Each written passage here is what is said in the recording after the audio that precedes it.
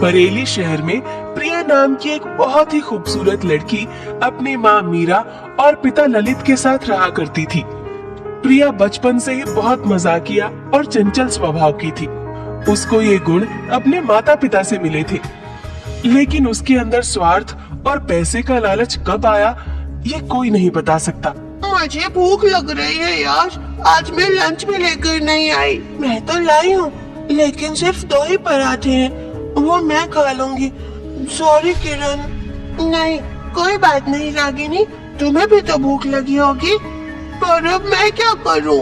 प्रिया तो कुछ लाई है क्या? मैं पैसा लाई हूँ। पैसा तो ऐसे बोल रही है जैसे 500 रुपए लाई है। 5 रुपए में तो समोसे के सिवा और क्या आएगा? 500 ही लाई हूँ। प्रिया के हाथ में 500 का नोट देखकर किरण और रागिनी दोनों हैरान रह गई। तेरी मम्मी ने तुझे 500 का नोट कैसे दे दिया? मम्मी ने नहीं दिया, मैं उनके पर्स से मार कर लाई हूँ। ये तो चोरी है। शट अप, ये कोई चोरी वारी नहीं है। और वैसे भी मैं घर जाकर बता दूंगी। अब मैं कैंटीन जा रही हूँ, तुम लोगों को चलना हो तो चलो, वरना यहाँ भूखे बैठे रहो। हम भी चल रहे हैं, हम भी चल रहे हैं। वो तीनों क्लास से बाहर जाने ही वाली थी कि तभी प्रिया की नजर टेबल पर रखे टीचर के बैग पर पड़ी। अरे मैम अपना बैग भूलकर चली गई। चलो एक नोट इसमें से भी पार कर लेते हैं। अरे पागल है क्या? लेकिन प्रिया ने उन दोनों की नहीं सुनी और चुपके से उस बैग में से एक नोट निकाल लिया। ये सब प्रिया ने 10 साल की उम्र में किया था और उम्र के साथ ये सब बढ़ता ही चला गया। जब वो 18 साल की हुई तो उसने अपने एक सीनियर को बॉयफ्रेंड बनाया, क्योंकि वो अमीर था। आई लव यू प्रिया। अरे ये क्या होता है? आई लव यू टू बोलना होता है। वो तो मैं तब बोलूंगी ना जब मुझे लगे कि तुम मुझसे प्यार करते हो, पर तुम तो मुझसे प्यार ही नहीं करते। अरे ये बात कहाँ से आ गई? मैं तुमसे बहुत प्यार करता हूँ। तो मैंने तुमसे एक डायमंड रिंग के लिए कहा था, वो तुमने मुझे दिलाई नहीं ना? ओहो, बस इतनी सी बात। इतने रुपए मेरे पास नहीं थे, इसलिए पापा से मांगे थे। आज पापा दे देंगे तो कल मैं ले आऊंगा। सच? मुझ आई लव यू वीर। अगले दिन वीर ने प्रिया को डायमंड रिंग लाकर दे दी। प्रिया बहुत खुश हुई, लेकिन स्कूल पूरा होते ही उसने वीर से ब्रेकअप कर लिया, क्योंकि उसके पास एक बेहतर ऑप्शन था, शादी। वो भी ऐसे इंसान से जिसके नाम बहुत सारी दौलत हो। हे भगवान, help me find a rich husband जिसकी ज्यादा हो इनकम और दिन हो बहुत कम। 12वीं के एग्जाम खत्म होते ही प्रिया ने अपने माँ बाप के सामने शादी की जिद ठान ली। मीरा और ललित पुराने ख्यालों वाले माता पिता बेटी की बात सुनकर खुश हो गए, लेकिन प्रिया ने ऐसा नाम लिया जिसे सुनकर मीरा और ललित की आंखें फटी की फटी रह गई। रामलाल। रामलाल? वो बूढ़ा आदमी? अरे उसकी उम्र तो तुम्हारे पिताजी से भी ज्यादा है। उम्र का क्या है माँ, प्यार दिल से होता है, और वो तो बहुत अमीर भी है। शर्म नहीं आती ये सब कहते हुए? हमारी इज्जत मिट्टी में मिलाएगी। पापा, इज्जत से पेट नहीं भरता। रामलाल के पास बंगला है, गाड़ी है और बहुत सारे पैसे हैं। उनकी बीवी तो 20 साल पहले गुजर चुकी है। वो अकेले हैं, उन्हें भी तो सहारे की जरूरत है। मीरा और ललित ने प्रिया को समझाने की पूरी कोशिश की, पर वो टस से मस नहीं हुई। उधर रामलाल भी प्रिया के प्रस्ताव से खुश था। उसकी उम्र 60 पार थी और औलाद कोई भी नहीं थी।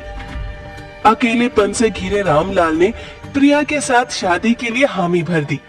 देखो भाई साहब, मुझे भी अपने बुढ़ापे का सहारा चाहिए, और प्रिया जैसी सुंदर लड़की अगर मेरे साथ रहना चाहती है तो इसमें बुरा क्या है? रामलाल जी, ये रिश्ता हमारे लिए अजीब है। आपकी बेटी का फैसला है और मैं उसे खुश रखने की पूरी कोशिश करूंगा।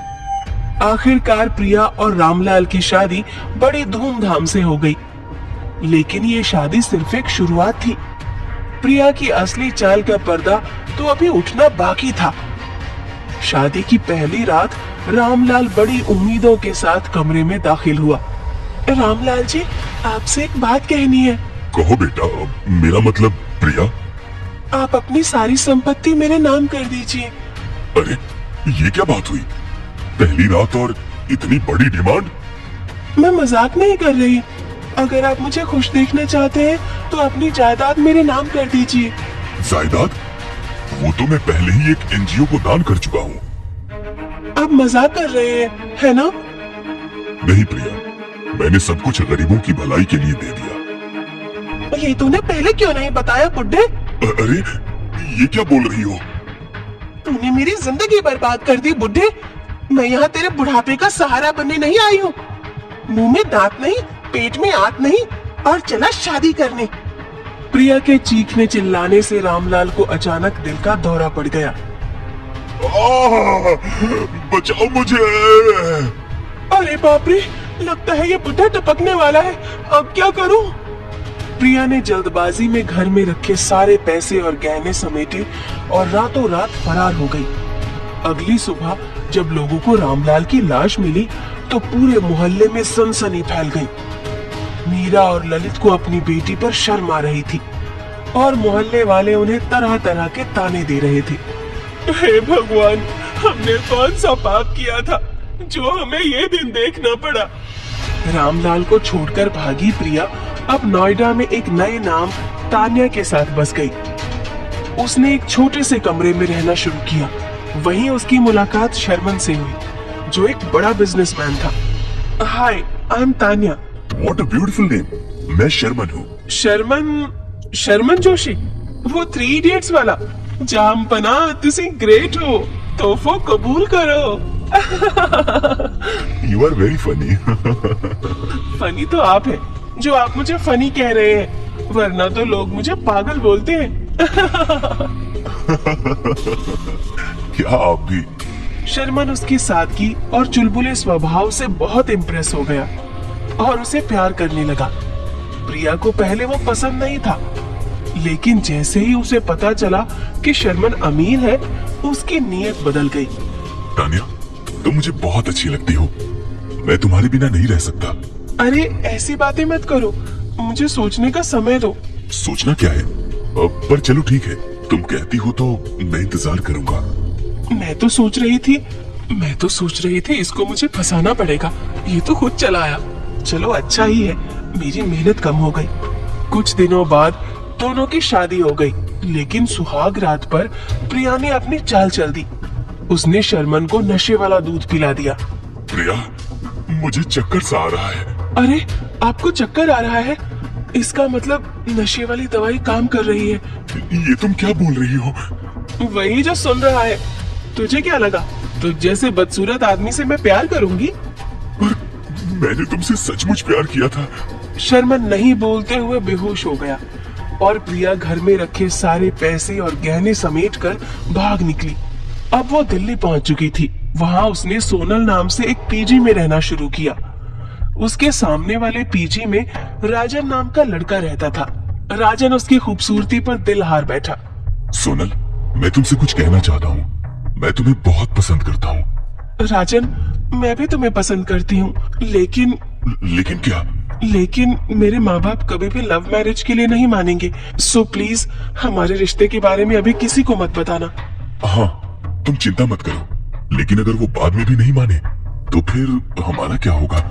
पता नहीं मुझे अभी ये कहना चाहिए या नहीं, लेकिन मैं तुमसे बहुत ज्यादा प्यार करती हूँ, इसलिए मैं उन्हें छोड़कर तुम्हारे पास ही आ जाऊंगी। वैसे भी शादी के बाद लड़की को पति के साथ ही रहना होता है। राजन ने प्रिया की बात मानी, लेकिन कुछ ही समय बाद उसने अपने दोस्तों और परिवार को उनके रिश्ते के बारे में बता दिया। प्रिया को पता चला कि राजन उसकी बचपन की दोस्त रागिनी का भाई है। इससे प्रिया थोड़ी चौंकी, लेकिन उसने अपने इरादे नहीं बदले। स्कूल के बाद तो तू ऐसे गायब हुई जैसे गधे के सिर से सींग। और तो दिल्ली कब शिफ्ट हुई? बस स्कूल के बाद ही शिफ्ट हो गई थी। और तूने मेरे भैया को अपना नाम सोनल क्यों बताया? अरे, जब मैं दिल्ली शिफ्ट हुई तो पता चला कि प्रिया नाम तो बहुत ही कॉमन है, तो थोड़ा स्टैंड आउट करने के लिए मैंने ऐसा नाम यूज करना शुरू कर दिया। सही है बेटा, तूने तो खूब तरक्की कर ली। खूबसूरत तो बचपन से ही है, लेकिन अब तो एकदम मॉडल लग रही है। ये तो तुमने बिल्कुल सही कहा। जब शादी की बात आई तो तो उसने बोल दिया कि मेरे मम्मी पापा 4 धाम की यात्रा पर गए हुए हैं। प्रिया पैसों की इतनी भूखी हो चुकी थी कि उसने अपनी दोस्त के भाई को भी नहीं छोड़ा। आखिरकार वो सुहाग रात पर राजन को भी लूटकर फरार हो गई। रागिनी, प्रिया कहाँ है? मेरे कमरे का सारा कीमती सामान गायब है। आई एम सॉरी भैया, मैं अपनी दोस्त को पहले पहचान नहीं पाई। अब वो एक लुटेरी दुल्हन बन चुकी है। वो आपको लूटकर अपने अगले शिकार पर जा चुकी है। भगवान उसे कभी माफ नहीं करेगा। ऐसा तो मैं दोबारा कमा लूंगा, लेकिन उसने जो मेरा दिल तोड़ा है ना, वो तड़प तड़प कर मरेगी। उधर प्रिया गुड़गांव पहुंची। इस बार उसने अपना असली नाम इस्तेमाल किया। यहाँ उसने अमीरों को निशाना बनाना शुरू किया। कुछ साल वहाँ गुजारने के बाद उसे बंसीलाल नाम का एक आदमी मिला। प्रिया, मुझे तुम पर भरोसा है। तुम मेरे जीवन की आखिरी खुशी हो। जी हाँ, और मैं आपको कभी धोखा नहीं दूंगी। तुम्हारी बाहों में तो मुझे मौत भी आ जाए तो कबूल है। ठीक है, आपकी ये ख्वाहिश भी पूरी कर दूंगी। तुम्हारा बस यही चंचल व्यवहार तो मुझे पसंद है प्रिया।